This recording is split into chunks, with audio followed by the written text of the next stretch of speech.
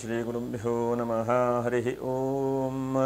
ಓಂ ನಮಃ ಸೂರ್ಯಃ ಪಿತಾಮಹೋ ವ್ಯಾಸಃ ವಸಿಷ್ಠೋ ತ್ರಿಪರಾಶರಃ ಕಶ್ಯಪೋ ನಾರದೋ ಗಾರ್ಗ್ಯಃ ಮರೀಚಿರ್ ಮುನಿರಂಗಿರಾಃ ಲೋಮಶಃ ಪೌಲಶಶ್ಚೈವ ಚವನೋ ಯವನೋ ಭೃಗುಃ ಶವನಕೋಷ್ಟಾದಶಶ್ಚೇತಿ ಜ್ಯೋತಿಷ್ಶಾಸ್ತ್ರಪ್ರವರ್ತಕಾಃ. ನಮೋ ಋಷಿಭ್ಯಃ ನಮೋ ಮಹದ್ಭ್ಯಃ. ಪ್ರಿಯ ವೀಕ್ಷಕರೇ, ಭಗವಂತ ಶುಭವನ್ನುಂಟು ಮಾಡಲಿ.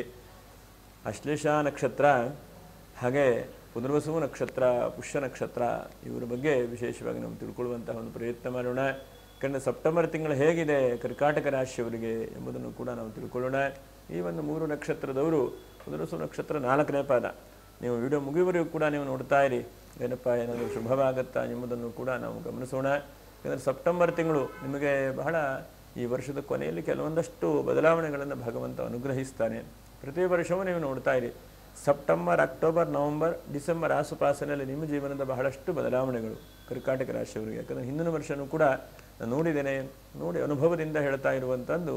ಸಾಮಾನ್ಯವಾಗಿ ವರ್ಷದ ಆರಂಭದ ದಿವಸದಲ್ಲಿ ಬಹಳ ಜೋಶ್ ಇರ್ತದೆ.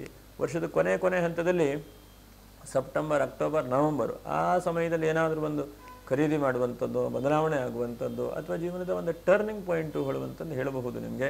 ಹಾಗಾಗಿ ಈ ತಿಂಗಳಲ್ಲಿ ಏನೇನಪ್ಪ ಟರ್ನಿಂಗ್ ಪಾಯಿಂಟು ಎಂಬುದನ್ನು ಕೂಡ ನಾವು ಗಮನಿಸೋಣ. ಹಾಗೆ ವಿಡಿಯೋ ಮುಗಿವರೆಗೂ ಕೂಡ ನೀವು ನೋಡ್ತಾ ಇರಿ. ಯಾರು ಸಬ್ಸ್ಕ್ರೈಬ್ ಮಾಡಿಲ್ಲ ಅಂತವರು ಸಬ್ಸ್ಕ್ರೈಬ್ ಮಾಡಿ, ಒಂದು ಲೈಕನ್ನು ಮಾಡಿ, ಶೇರನ್ನು ಮಾಡಿ ಅಂತೇಳಿ ಹೇಳ್ತಾ, ಈ ಸೆಪ್ಟೆಂಬರ್ ತಿಂಗಳಲ್ಲಿ ಗ್ರಹಸ್ಥಿತಿ ಹೇಗಿದೆ ಅಂತಂದರೆ 2ನೇ ರಾಶಿಯಲ್ಲಿ ಶುಕ್ರ ಮತ್ತು ಕೇತು, ಹಾಗೆ 3ನೇ ರಾಶಿಯಲ್ಲಿ ರವಿ ಬುಧರು, ಚತುರ್ಥ ರಾಶಿಯಲ್ಲಿ ಕುಜ, ಅಷ್ಟಮ ರಾಶಿಯಲ್ಲಿ ರಾಹು, ನವಮ ರಾಶಿಯಲ್ಲಿ ಶನಿ. ಹಾಗಾಗಿ ಶನಿ ಮಾತ್ರ ನಿಮಗೆ ಸದ್ಯಕ್ಕೆ ಅಷ್ಟಮ ರಾಶಿಯಲ್ಲಿರುವಂಥ ಶನಿ ಈಗ ನವಮಕ್ಕೆ ಹೋಗಿದ್ದಾನೆ, ಅದು ಬಹಳ ಒಳ್ಳೆಯದಾದಂಥದ್ದು. ಗುರು ಸ್ವಲ್ಪ 12ನೇ ರಾಶಿ ವಕ್ರ ಹೀಗೆಲ್ಲ ಇದೆ. ಹಾಗಾಗಿ ಗುರುವಿನ ಅಷ್ಟೊಂದು ಪ್ರಭಾವ ಹೇಳುವಂಥದ್ದು ನಮಗೆ ಕಾಣಿಸೋದಿಲ್ಲ. ಗುರು ಸ್ವಲ್ಪ ಇದ್ದರೂ ಕೂಡ ಎಲ್ಲೋ ಒಂದು ಕಡೆ ಇದೇ ಇಲ್ಲ ಹಿಂಗೆ ಆಗ್ತಾ ಇದೆ. ನೋಡೋಣ ಒಟ್ಟಿನಲ್ಲಿ ಏನಾಗ್ತದೆ ಹೇಳುವಂಥದ್ದನ್ನು ಕೂಡ. ಅನಂತರದಲ್ಲಿ ಈ ತಿಂಗಳಲ್ಲಿ ನೋಡಿ ವಿಶೇಷವಾದಂಥ ಹಬ್ಬ ಹರಿದಿನಗಳು. 5ನೇ ತಾರೀಕಿಗೆ ಮಹಾಪ್ರದೋಷ ಇದೆ. ಹಾಗೆ 6ನೇ ತಾರೀಕಿಗೆ ಅನಂತ ಪದ್ಮನಾಭ ವ್ರತ, ಹಾಗೆ 7ನೇ ತಾರೀಕಿಗೆ ರಾಹು ಜಯಂತಿ ಮತ್ತು ಅನಂತನ ವ್ರತ, ಅನಂತನ ಹುಣ್ಣಿಮೆ ಅಂತೇಳಿ ಹೇಳ್ತಾರೆ, ಸತ್ಯನಾರಾಯಣ ಸ್ವಾಮಿ ಪೂಜೆ ಮಾಡುವಂಥದ್ದು. ಹಾಗೆ 8ನೇ ತಾರೀಕಿಂದ ಪಿತೃಪಕ್ಷ ಗೊತ್ತಿದೆ, ಭಾದ್ರಪದ ಕೃಷ್ಣ ಪಕ್ಷಕ್ಕೆ ಪಿತೃಪಕ್ಷ ಅಂತ ಹೇಳ್ತೇವೆ. ಅದಕ್ಕೆ ಮಹಾಲಯ ಪಕ್ಷ, ಮಹಾಲಯ ಅಂತ ದೊಡ್ಡದಾದಂತಹ ಪಿತೃದೇವತೆ ಆರಾಧನೆ ಮಾಡುವಂಥ ಒಂದು ಪಕ್ಷ. ಹಾಗೆ 10ನೇ ತಾರೀಕು ಸಂಕಷ್ಟರ ಚತುರ್ಥಿ, 14, 15 ಕೃಷ್ಣ ಜಯಂತಿ ಇದೆ. ಈ 17ನೇ ತಾರೀಕಿಗೆ ವಿಶ್ವಕರ್ಮ ಜಯಂತಿ ಇದೆ. ಸಂಕ್ರಾಂತಿಯು ಕೂಡ ಅದೇ ದಿವಸ ಇದೆ. 18ನೇ ತಾರೀಕಿಗೆ ಹರಿಪದ ಪುಣ್ಯಕಾಲ ಮಹಾಲಯ ವಿಶೇಷವಾದಂಥ ದ್ವಾದಶಿ. 19ಕ್ಕೆ ಮಹಾಪ್ರದೋಷ, 20, 21 ಅಮಾವಾಸ್ಯೆ. ಅಲ್ಲಿ 21ನೇ ತಾರೀಕಿಗೆ ಅಮಾವಾಸ್ಯೆ ಅಂತ ಇಟ್ಕೊಳ್ಳಿ, ಮಹಾಲಯ ಅಮಾವಾಸ್ಯೆ ಇದೆ. 22ನೇ ತಾರೀಕಿನ ನವರಾತ್ರಿ ಆರಂಭ ಆಗುತ್ತೆ. ಹಾಗಾಗಿ ಆ ಸರಸ್ವತಿಯನ್ನು ವಿಶೇಷವಾಗಿ ತ್ರಿಗುಣಾತ್ಮಕವಾದಂತಹ ದುರ್ಗಾ ಪರಮೇಶ್ವರಿಯನ್ನು ಆರಾಧನೆ ಮಾಡುವಂಥದ್ದು. ಅದರಲ್ಲೂ ಕೂಡ ಕರ್ಕರಾಶಿಯವರಿಗೆ ಬಹಳ ಮುಖ್ಯವಾಗಿ ಆರಾಧನೆ ಮಾಡಬೇಕು, ನೀವು ಬಿಡಬಾರ್ದು. ಇನ್ನು 23ನೇ ತಾರೀಕಿಗೆ ನಮ್ಮ ಚಂದ್ರ ದರ್ಶನ, 27ಕ್ಕೆ ಶನಿವಾರ, ಅನಂತರ ಸರಸ್ವತಿ ಪೂಜೆ 29, 30ನೇ ತಾರೀಕಿಗೆ ದುರ್ಗಾಷ್ಟಮಿ, 1ನೇ ತಾರೀಕಿಗೆ ಮುಂದಿನ ತಿಂಗಳು ಅಂದರೆ ಅಕ್ಟೋಬರ್ 1ಕ್ಕೆ ಮಹಾನವಮಿ, 2ನೇ ತಾರೀಕಿಗೆ ವಿಜಯದಶಮಿ. ಹೀಗೆಲ್ಲ ಹಬ್ಬ ಹರಿದಿನಗಳೆಲ್ಲ ನಮಗೆ ತುಂಬಿಕೊಂಡಿದೆ ನೋಡ್ರಿ. ಹಬ್ಬ ಹರಿದಿನಗಳು ಎಷ್ಟೊಂದು ವಿಶೇಷವಾದಂಥ ದಿವಸ ಇದೆ ನೋಡಿ. ಕರ್ಕಾಟಕ ರಾಶಿಯವರಿಗೆ ಏನಾಗಿದೆಯಪ್ಪ ಅಂತಂದರೆ, ಒಂದು ಹಂತಕ್ಕೆ ನಿಮ್ಮ ತಲೆ ಬಹಳ ಓಡ್ತಾ ಇದೆ. ಎಷ್ಟು ಓಡ್ತಾ ಇದೆ ಕೇಳಿದ್ರೆ ಏನು ಮಾಡಬೇಕು ಗೊತ್ತಾಗ್ತಾ ಇಲ್ಲ. ಯಾಕಂದರೆ ಸೈಕಲ್ ಚಕ್ರ ತಿರುಗಿಸಿದ ಹಾಗೆ ನಿಮ್ಮ ಜೀವನದ ಚಕ್ರ, ನಿಮ್ಮ ಜೀವನ ಹೇಳುವಂಥದ್ದು ಓಡ್ತಾ ಇದೆ. ಎಲ್ಲ ಥರದಲ್ಲೂ ಓಡ್ತಾ ಇದೆ. ಒಂದು ಬಹಳ ಮುಖ್ಯವಾಗಿ ಒಂದು 5-6 ರೀತಿಯಾದಂತಹ ಬದಲಾವಣೆಗಳನ್ನು ಈ ತಿಂಗಳಲ್ಲಿ ಕಾಣಬಹುದು. ಯಾಕಂದರೆ ಒಂದು ಕೆಲಸ ತಪ್ಪಿ ಹೋಯಿತು ಅಂತಂದರೂ ಕೂಡ ಇನ್ನೊಂದು ಕೆಲಸ ನಿಮಗಾಗಿ ಸಿದ್ಧ ಆಗುವಂಥ ಸಾಧ್ಯತೆಗಳಿದೆ. ಹಾಗಾಗಿ ಧೈರ್ಯದಿಂದ ಇರಿ. ನಿಮಗಾಗಿ ಒಂದು ಕೆಲಸ ಆಗುವಂಥದ್ದು, ನಿಮಗೋಸ್ಕರ ಯಾವುದೋ ಒಂದು ಕಾಯ್ತಾ ಇದೆ. ಹಾಗಾಗಿ ಯಾವುದೋ ಒಂದು ತಪ್ಪು ಹೋಯಿತು ಅಥವಾ ಯಾವುದೋ ಒಂದು ಸಮಸ್ಯೆ ಆಯಿತು ಅಂತ ಹೇಳಿ ವರಿ ಮಾಡಬೇಡಿ.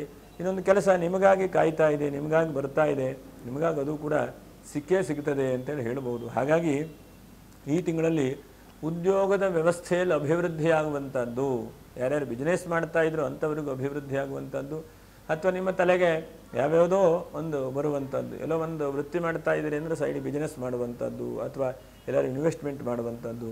ಅದರ ಜೊತೆಯಲ್ಲಿ ನೋಡಿ, ನಿಮಗೆ 3ಯ ರಾಶಿಯಲ್ಲಿ ರವಿ ಬುಧರಿದ್ದು ನಿಮಗೆ ಭಾಗ್ಯಸ್ಥಾನವನ್ನು ನೋಡಲ್ಪಟ್ಟಿದ್ದಾರೆ. ಅದರಿಂದ ಏನಾಗುತ್ತಪ್ಪ ಅಂತಂದರೆ ನಿಮ್ಮ ಬುದ್ಧಿಶಕ್ತಿಯು ಬುದ್ಧಿ ಕರ್ಮಾನುಸಾರಿಣಿ ಎಂಬುದಾಗಿ ಹೇಳ್ತಾರೆ. ಹಾಗಾಗಂತಹ ಆ ಬುದ್ಧಿಶಕ್ತಿಯು ಹೆಚ್ಚಿನದಾಗಿ ನಿಮ್ಮನ್ನು ಒಳ್ಳೊಳ್ಳೆ ಕಡೆಗೆ ಪ್ರಚೋದನೆ ಮಾಡ್ತದೆ. ಒಳ್ಳೆ ಕಡೆಗೆ ಏನಪ್ಪ ಪ್ರಚೋದನೆ ಅಂತಂದರೆ, ಈ ಕೆಲಸ ಮಾಡಪ್ಪ ಇಷ್ಟು ಲಾಭ ಬರುತ್ತೆ, ಅಥವಾ ಈ ಸಮಯವನ್ನು ಹಾಳು ಮಾಡಬೇಡಪ್ಪ ಹೇಳುವಂಥದ್ದು ನಿಮಗೆ ಬರುತ್ತೆ. ಹಾಗಾಗಿ ಬಹಳ ಮುಖ್ಯವಾಗಿ 5 ನಿಮ್ಮ ಜೀವನದಲ್ಲಿ ಸ್ವಲ್ಪ ಪರಿವರ್ತನೆಗೆ ಭಗವಂತ ಕೊಡಬಹುದು. ಒಂದು ಸಮಯದ ಸಂಕಲ್ಪ. ಈ ದಿವಸದಿಂದ ಸಮಯನ ಹಾಳು ಮಾಡೋದಿಲ್ಲಪ್ಪ, ಒಂದು ಒಳ್ಳೆ ರೀತಿಯಾಗಿ ಅದನ್ನು ಉಪಯೋಗಿಸ್ತೇನೆ, ಇಷ್ಟೆಲ್ಲ ಏಜ್ ಆಯಿತು ಏನು ಸಾಧನೆ ಆಗಿಲ್ಲ ಅಂತೇಳಿ ನಿಮ್ಮ ಒಳಗಡೆ ಇದೆಯಲ್ಲ ಅದು ಜಾಸ್ತಿ ಬರುವಂಥದ್ದಾಗತ್ತೆ. ಹಾಗೆ ಎರಡನೇದಾಗಿ ವೃತ್ತಿ ಜೀವನದಲ್ಲಿ ಒಂದಷ್ಟು ಕೆಲಸದಲ್ಲಿ ಸಮಸ್ಯೆ ಆಗುತ್ತೆ.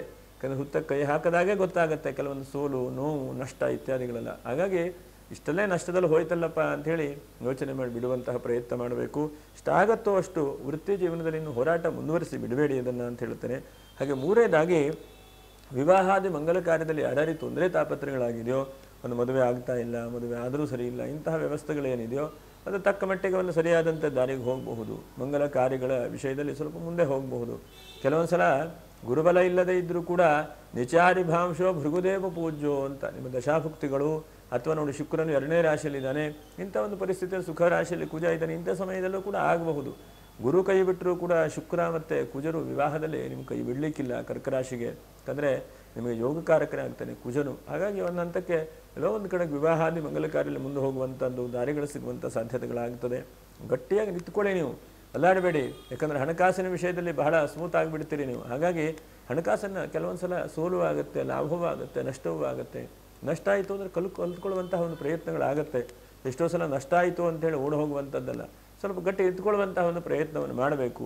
ಯಾಕಂದರೆ ನಮ್ಮವರೊಬ್ಬರು ಹೇಳ್ತಾ ಇದ್ರು, ಸೋಲು ಎಷ್ಟಾಗ್ಬೋದು ಸ್ವಾಮಿ, ನಾನೇ ಇಲ್ಲ ಅಂತ ಸೋಲು ನಿಂತದೆ ಅಂತ. ಹಾಗಾಗಿ ನಾವು ಬಹಳಷ್ಟು ಸೋಲು ಬರುತ್ತದೆ ಅಂತೇಳಿ ಚಿಂತೆ ಮಾಡೋದಿಲ್ಲ, ಸೋಲನ್ನು ಮೆಟ್ಕೊಂಡು ಹೇಗೆ ಹೋಗಬೇಕು ಹೇಳುವಂಥದ್ದನ್ನು ಕೂಡ ಪ್ರಯತ್ನ ಮಾಡಬೇಕು. ಹಾಗಾಗಿ ಎಷ್ಟೋ ಸಲ ಸೋಲು ಬರುತ್ತೆ.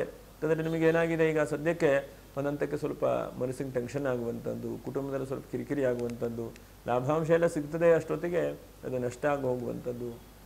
ಅದು ಹೇಳ್ತಾರಲ್ಲ, ನಾವು ಹೋಗುವವರೆಗೆ ಆ ಬಸ್ ದಾಟಿ ಹೋಗಿಬಿಡುತ್ತೆ, ಏನು ಮಾಡಲಿಕ್ಕಾಗುತ್ತೆ, ಬಸ್ ತಪ್ಪಿ ಹೋಯಿತು ಹಾಗಂತೇಳಿ ಹಿಂದೆ ಬರಲಿಕ್ಕಾಗತ್ತಾ, ಮತ್ತೊಂದು ಬಸ್ಸಿಗೆ ಕಾಯಬೇಕು, ನಿಂತ್ಕೊಳ್ಬೇಕು, ವೇಟ್ ಮಾಡಬೇಕು. ಎಷ್ಟೋ ಸಲ ಜೀವನದಲ್ಲಿ ವೇಟ್ ಮಾಡಿದಾಗ ಅನುಕೂಲತೆಗಳು ಕೂಡ ಜಾಸ್ತಿ ಆಗುತ್ತೆ. ಹಾಗಾಗಿ ಧೈರ್ಯದಿಂದ ಮುನ್ನುಗ್ಗಿ ಅಂತ ಹೇಳ್ತೇನೆ. ಅನಂತರ ವಿವಾಹಾದಿ ಕಾರ್ಯಗಳಿಗೆ ಮಾಡ್ತಾ ಇದ್ದಂಥವ್ರು ಪ್ರಯತ್ನ ಮಾಡ್ತಾ ಇರಿ, ನಿಲ್ಲಿಸುವಂತಹ ಪ್ರಯತ್ನಗಳು ಬೇಡ. ಇನ್ನೂ ಸ್ವಲ್ಪ ಕುಟುಂಬದಲ್ಲಿ ಅರಿಷ್ಟಗಳು, ಕುಟುಂಬದಲ್ಲಿ ಏನಾದರೂ ಕಿರಿಕಿರಿಗಳಿದ್ದರೆ ಸಣ್ಣ ಪುಟ್ಟದಿದ್ದರೆ ಸ್ವಲ್ಪ ಸರಿ ಹೋಗಬಹುದು. ಆದರೂ ಕೂಡ ನೋಡಿ, ನಿಮಗೆ ಒಂದು ಹಂತಕ್ಕೆ ಅಷ್ಟಮ ಶನಿ ಮುಗಿದಿದೆ. ಆದರೂ ಕೆಲವು ಜನಕ್ಕೆ ಏನಾಗಿದೆ ಅಂತಂದರೆ ಕಾನೂನಿನ ಸಮಸ್ಯೆಗಳು, ತೊಂದರೆಗಳಿರುವಂಥದ್ದು, ಮತ್ತು ಇದ್ದಕ್ಕಿದ್ದಾಗ ಮನಸ್ಸಿನಲ್ಲೇ ಏನೋ ಒಂದು ದೃಢವಾದಂತಹ ತೀರ್ಮಾನಗಳಿಲ್ಲಪ್ಪ, ನಾನು ಹೀಗೆ ಮಾಡ್ತೇನೆ ಹೇಳುವಂಥ ತೀರ್ಮಾನ ಬರ್ತಾ ಇಲ್ಲ. ಹಾಗಾಗಿ ಅದನ್ನು ನೀವು ಬಹಳಷ್ಟು ಈ ತಿಂಗಳು ತಿದ್ಕೊಳ್ಬೇಕು. ನಿಮ್ಮ ಗೋಲ್ ಏನು, ನೀವೇನು ಮಾಡಬೇಕು, ಎಲ್ಲಿಗೆ ಹೋಗಬೇಕು. ಯಾಕಂದರೆ ನಾವು ಬಸ್ ಹತ್ತಿ ಕುಳಿತರಾಗಲಿಲ್ಲ, ಎಲ್ಲಿ ಹೋಗಬೇಕು ಅಂತೇಳಿ ಟಿಕೆಟನ್ನು ಮುಂಚಿತವಾಗಿ ನಿರ್ಧಾರ ಮಾಡಿಕೊಳ್ಬೇಕು. ನಿರ್ಧಾರ ಮಾಡಿ ಮುಂದೆ ಹೆಜ್ಜೆ ಇಟ್ಟು ಹೊರಡಬೇಕು. ಸುಮ್ಮನೆ ನಾವು ಬಸ್ ಹತ್ತು ಕೂತ್ಕೊಂಡ್ರೆ ಎಲ್ಲಿ ಹೋಗ್ಲಿಕ್ಕಾಗುತ್ತೆ, ಬಸ್ ಎಲ್ಲ ಹೋಗುತ್ತೆ ಅಲ್ಲಿ ಹೋಗುತ್ತೇವೆ, ಹಾಗಾಗಬಾರ್ದು ಜೀವನದಲ್ಲಿ. ಹಾಗಾಗಿ ಗೋಲನ್ನು ಜಾಸ್ತಿಯಾಗಿ ನೀವು ಈ ತಿಂಗಳಲ್ಲಿ ರೀಚ್ ಆಗುವಂಥ ಪ್ರಯತ್ನವನ್ನು ಮಾಡಿಕೊಡಿ. ಯಾಕಂದರೆ ಭಾಗ್ಯಸ್ಥಾನಕ್ಕೆ ಬುಧನ ದೃಷ್ಟಿ ಇದೆ, ನೀವು ತುಂಬ ಬುದ್ಧಿವಂತರಿದ್ದೀರಿ, ತುಂಬ ಜಾಣರಿದ್ದೀರಿ ನೀವು. ಹಾಗಾಗಿ ಎಷ್ಟಾಗತ್ತೋ ಅಷ್ಟು ನಿಮ್ಮ ಬುದ್ಧಿಯ ಒಂದು ಯೋಗಗಳು ಮುಂದೆ ಹೋಗಬೇಕು ಅಂತೇಳಿ ಹೇಳ್ತೇನೆ. ಮತ್ತು ರಿಯಲ್ ಎಸ್ಟೇಟ್ ಉದ್ಯಮಿಗಳಿಗೆ ಈ ತಿಂಗಳಲ್ಲಿ ಹೆಚ್ಚಿನದಾದಂಥ ಅನುಕೂಲತೆಗಳಾಗುವಂಥದ್ದು. ಹಾಗೆ ಕಬ್ಬಿಣದ ವ್ಯಾಪಾರ ವ್ಯವಹಾರ ಮಾಡೋರು, ಕೃಷಿಕರಿಗೂ ಕೂಡ ಹೆಚ್ಚಿನದಾದಂಥ ಲಾಭಾಂಶಗಳಾಗುತ್ತೆ. ಧಾರ್ಮಿಕ ಮುಖಂಡರಿಗೆ, ಈ ರಾಶಿಯವರಿಗೆ ಈ ತಿಂಗಳಲ್ಲಿ ಸ್ವಲ್ಪ ಸನ್ಮಾನಗಳಾಗುವಂಥದ್ದು, 4 ಜನರ ಜೊತೆಗೆ ಬೆರೆಯುವಂಥದ್ದು, ಧಾರ್ಮಿಕವಾದಂಥ ವಿಷಯದಲ್ಲಿ ಭಾಗವಹಿಸುವಂಥದ್ದು, ಮತ್ತು ಪಾಠ ಪ್ರವಚನಾದಿಗಳನ್ನು ಮಾಡುವಂಥದ್ದು. ನೋಡಿ, ನವರಾತ್ರಿ ಬೇರೆ ಇದೆ, ಹಾಗಾಗಿ ಇಂತಹ ಒಂದು ಶುಭವಾದಂಥ ಸಮಯ. ಹಾಗಾಗಿ ಇಷ್ಟಾಗತ್ತೋ ಅಷ್ಟು ದೈವೀಕ ಲಾಭವೇ ತಸ್ಯ, ನಿಮಗೆ ಆ ದೇವತೆಗಳ ಅನುಗ್ರಹಗಳು ಈ ತಿಂಗಳಲ್ಲಿ ಜಾಸ್ತಿಯಾಗಿ ಸಿಗುತ್ತದೆ. ಯಾಕಂದರೆ ನವರಾತ್ರಿಯೂ ಕೂಡ ಬಂದಿದೆ. ಮತ್ತು ಈ ಕರ್ಕಾಟಕ ರಾಶಿಯವರು ಬಹಳಷ್ಟು ದೇವರನ್ನು ಮೊರೆ ಹೋಗ್ತೀರಿ ನೀವು.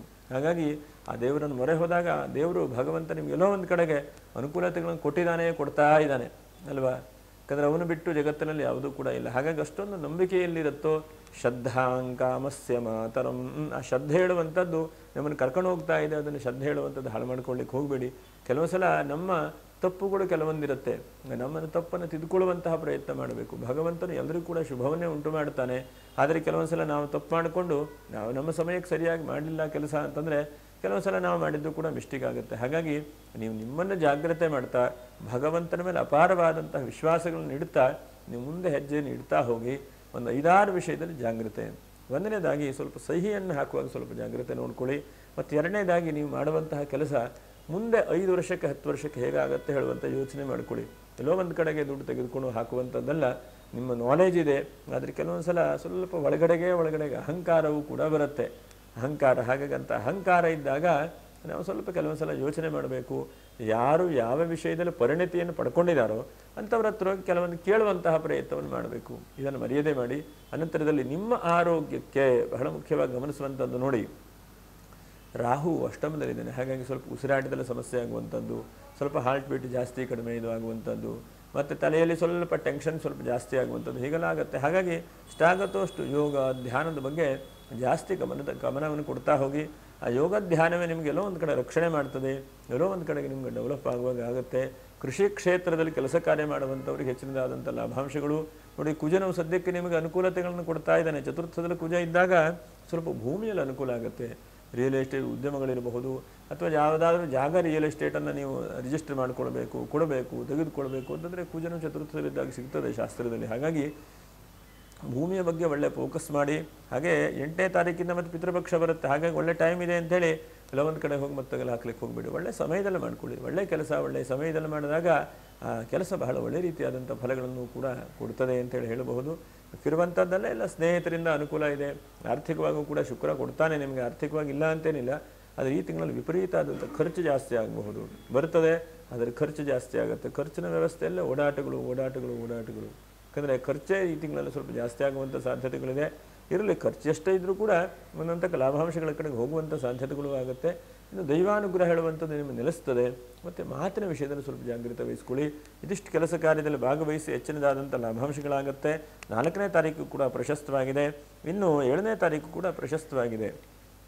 ಇನ್ನು ನಕ್ಷತ್ರ ಪರಿಹಾರಗಳು ಏನಪ್ಪ ಅಂತಂದರೆ ನೋಡಿ, ಪುನರ್ವಸು ನಕ್ಷತ್ರ 4ನೇ ಪಾದ ನೀವು ಮರೆಯದೇ ಇದ್ದ ಹಾಗೆ ನೋಡಿ, 22ನೇ ತಾರೀಕಿಗೆ ನಮ್ಮಲ್ಲಿ ನವರಾತ್ರಿ ಶುರುವಾಗುತ್ತೆ. ಪ್ರತಿ ದಿವಸ ಕೂಡ ನವರಾತ್ರಿಯಲ್ಲಿ ಆದಷ್ಟು ದೇವಿ ಧ್ಯಾನ ಮಾಡಿ, ಚಂಡಿಕಾ ಸ್ತೋತ್ರ ಪಾರಾಯಣೆಯನ್ನು ಕೇಳಿ ಶ್ರವಣ ಮಾಡಿ, ಅಥವಾ ನಿಮ್ಗೆ ಎಷ್ಟು ಸಾಧ್ಯ ಆಗುತ್ತೋ ಆ ದೇವಿಯನ್ನು ಭಕ್ತಿಯಿಂದ ಪ್ರಾರ್ಥನೆ ಮಾಡ್ತಾ ಬನ್ನಿ.